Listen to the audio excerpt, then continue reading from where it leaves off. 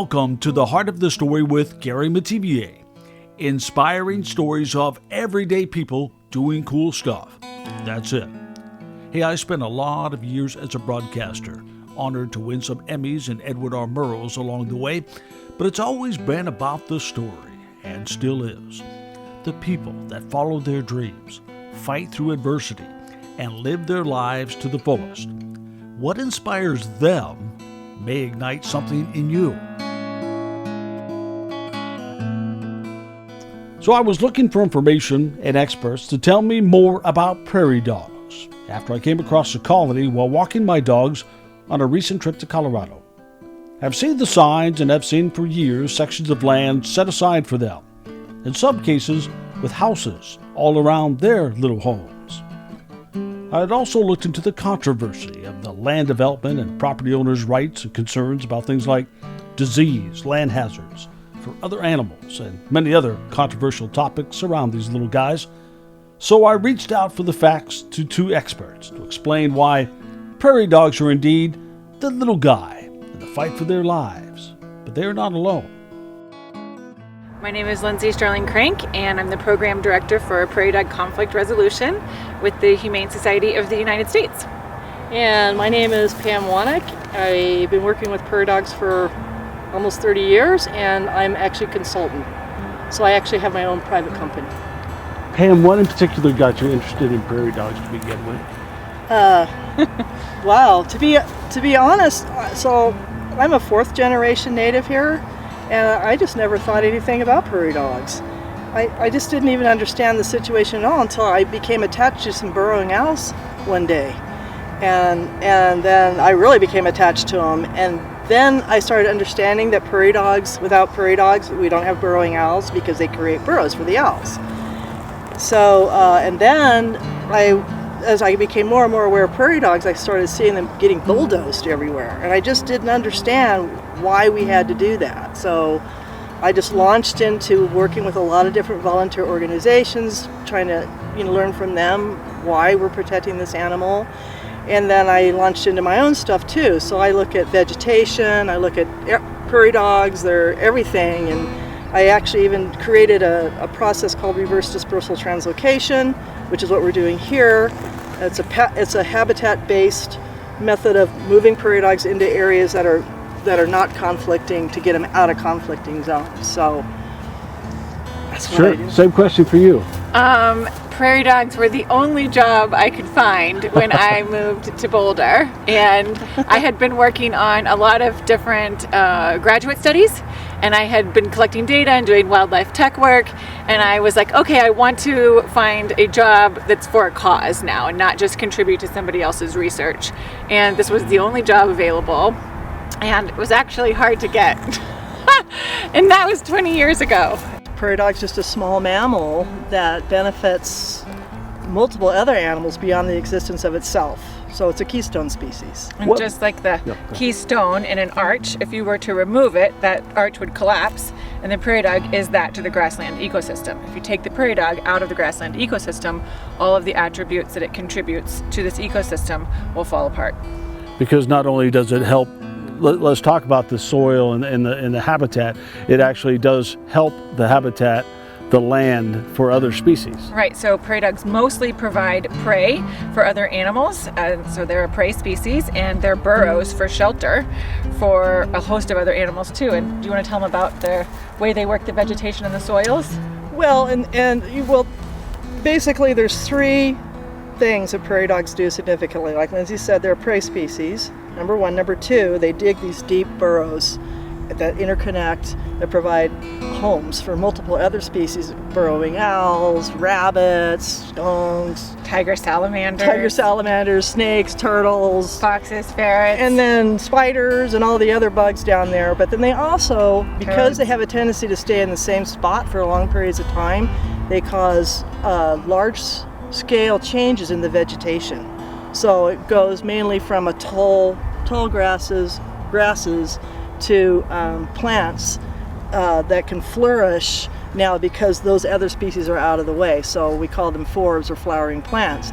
And so that brings in all the pollinators.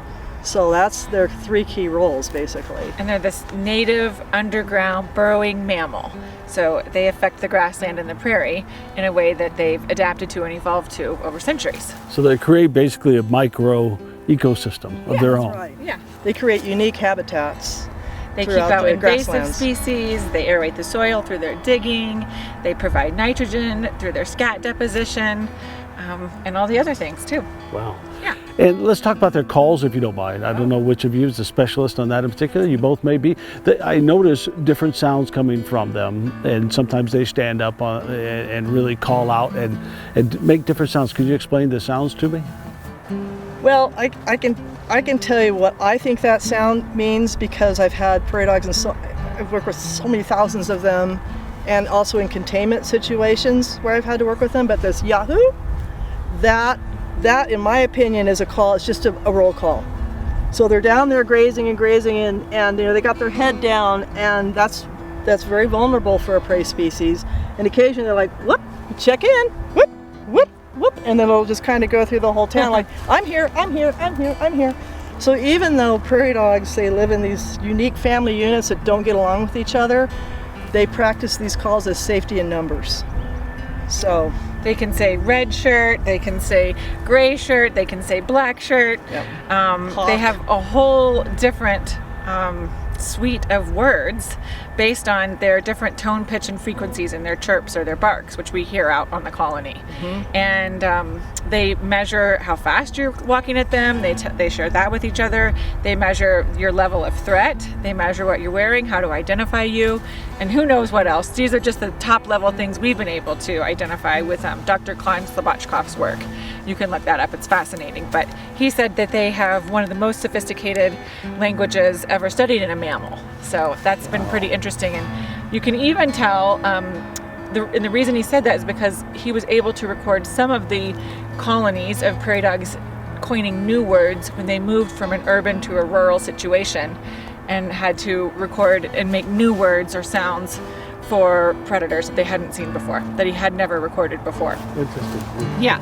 So they're so fine-tuned, they can even differentiate between a coyote and a German Shepherd. Yep. Which is amazing. Yep. And then they can communicate that. Not only are they seeing that from this low on the ground, Yeah. but they're spreading that message out. And That's then right. They also have been found to have different dialects. So like a Texan prairie dog talks differently than a Coloradan prairie dog. Got a little extra swagger, got a little Yeah. Texas twang into his lip. And to keep in mind, Colorado is a special state, so we have 3 different species, and all 3 of them have different chirps, different barking. So even though all 3 of them are prairie dogs, which is the black-tailed, the Gunnisons, and the white-tailed prairie dogs, and they have some things in their personalities that are a little bit different. Some of them have a little bit different DNA. But it is interesting. If I listen to these are blacktails here. Blacktail and a whitetail will have completely different voices. So it's interesting. They're a diurnal species, which is active in the mornings and the evenings, but mostly during the daytime. Mm-hmm. Yeah, with the high activity periods in the mornings, at sunrise Sure. and at dawn and dusk. Yes. Okay. To go out and get their food, settle in for the night. Can we talk about their reproduction? Prairie dogs are unlike a typical rodent in that they have delayed sexual maturity. Blacktails generally aren't sexually mature until they're 2 years old. They only breed 1 time a year, and It's hard for a prairie dog to make it. So only half they will breed underground. and a lot of them don't make it to adulthood. They never make it to sexual maturity. So that's way different than like mice or rats. Rats or rabbits or whatever. I mean, they're all technically rodents, and the only thing is with the rodent delineation is they have to gnaw continuously because their teeth are continuously growing. So people always say they're rodents, and like, oh, that just means nothing more to me than they have to gnaw continuously, to keep their teeth growing. So. But they have an average of 2.5 young per year, and that's because they'll have a litter size of 6 to 8 sometimes, and only a portion of your colony is breeding. And then only half of those make it above ground, is the estimate.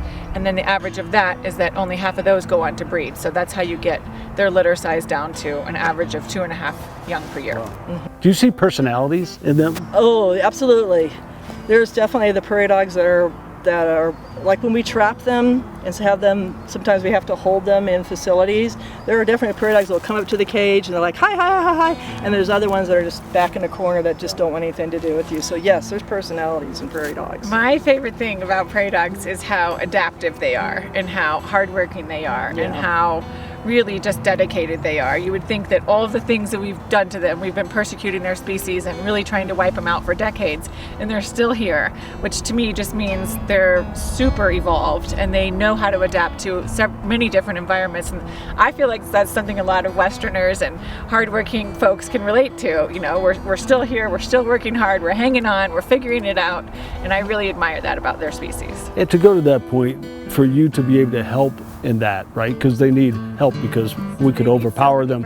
We could so much overpower them, right? Man can with their equipment and the new homes coming up everywhere and the new businesses.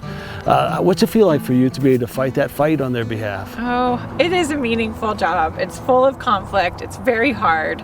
I like people, so I want to make it work for the people and the wildlife, and that's an even harder chore. But I am, you know, we're just working out in Kanata Basin, which is part of the Buffalo Gap National Grassland, and it's next to Badlands National Park. And it was like this one amazing prairie dog colony that is in the United States, and it's probably the most important prairie dog colony in the United States because it's home to the most successful black-footed ferret reintroduction program. And it's still, I mean, it's the most successful one, but it still needs a lot of help and resources and attention.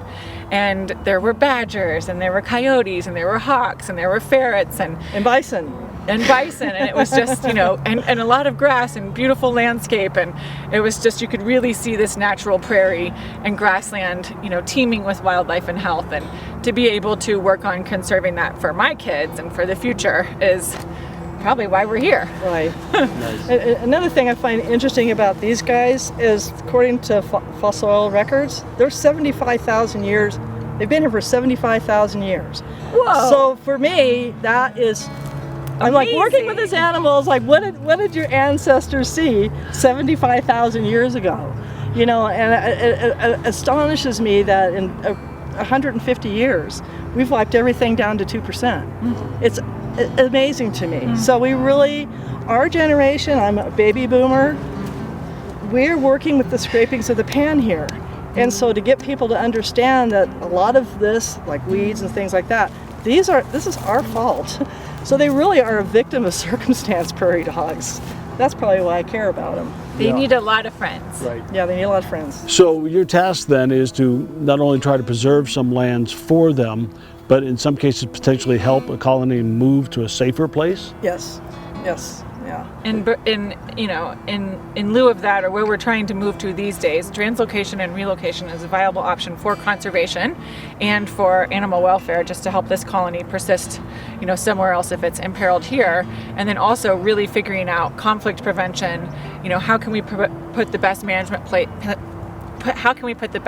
plans in place so that we can prevent conflict, resolve conflict when it does arise, and then really work on coexistence. How can prairie dogs and agriculture benefit each other? How can regenerative agriculture and prairie dogs be a part of the same process? And how can we all, as humans, and you know, this wildlife and this biodiversity that we all love in America, how can we coexist and keep going together so that we can both thrive? And a big part of that is education, right? Sharing. It's education, and so like I really became more involved in the urban colony stuff, and Lindsay too, but she's really been more involved in the big stuff. I deal with the urban issues because I think it's so important for people to be able to walk down the street and enjoy animals right there. And the more that we take that away, the more they don't understand why out of sight, out of mind, right? So It's a huge educational process to keep these species within the communities so they can easily be close to it. And people don't refer to them just as pests. They're actually part of the natural environment, part of the system that makes this what it is. Yeah. Well, some people do. You know, I get that a lot because I work on a lot of big commercial projects where, you know, there's prairie dogs are in the way. You know, how do we deal with the prairie dogs? Can we move them away? And a lot of people say, well, they're a pest species, aren't they? And it's like, well, under the agricultural statutes, if they are injurious to a crop, i.e. something's eating my lettuce, it's a pest. But in open space, they're essential. So it depends on if you want to look at the agricultural statutes or you want to look at the natural resources. So that's where people just think across the board they're pests, and they're really not. Prairie dogs are a worthy species, and something that, you know, almost all Americans, no matter what side of the fence you're on, can relate to is their love for the outdoors, their love for nature, their love for wildlife.